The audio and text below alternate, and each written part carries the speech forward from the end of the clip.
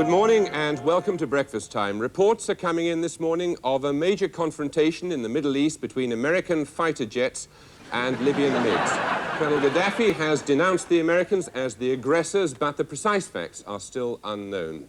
In a moment, I shall be interviewing the American President, George Bush.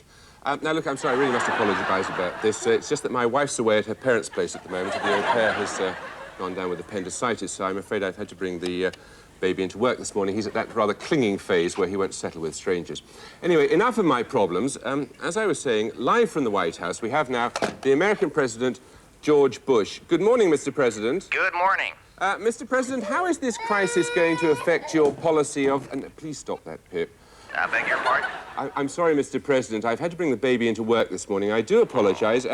How is this development going to affect your relations with the rest of the Arab world? Is it a boy or girl? A boy, about 10 months. Now, look, is world peace threatened, do you think? Oh, that really is a terrific age. I remember so well. Tell me, is he sleeping through the night yet? No, he isn't, actually. That's part of the problem. The Libyans are saying... Barbara says try sprinkling camphor on his pillow. It worked for us. Thank you very much.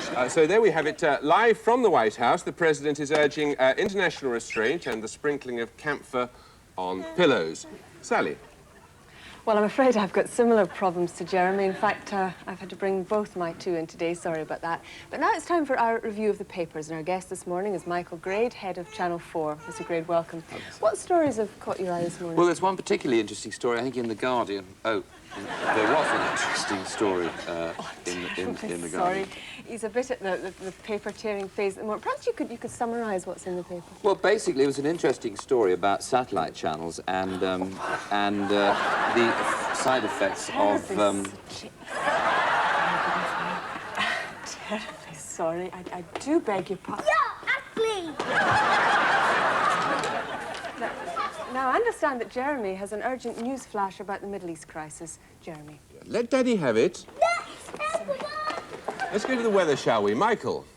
Thank you very much, Jeremy. I think the weather's just about as chaotic as the studio is this morning. The main thing about today's weather is that it is going to be very windy indeed, as you can see here. Strong winds over all parts of the country. And that's not the end of the story, because it's going to be pretty wet as well. But I suppose at least the good news is that it will be mild. And that's all from me.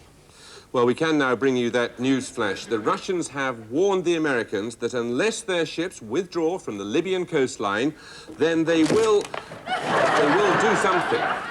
That about wraps it up for this morning on a day when the threat of war hung over the Gulf, the threat of sacking hung over me, and the threat of a very severe spanking hung over Alistair's bottom.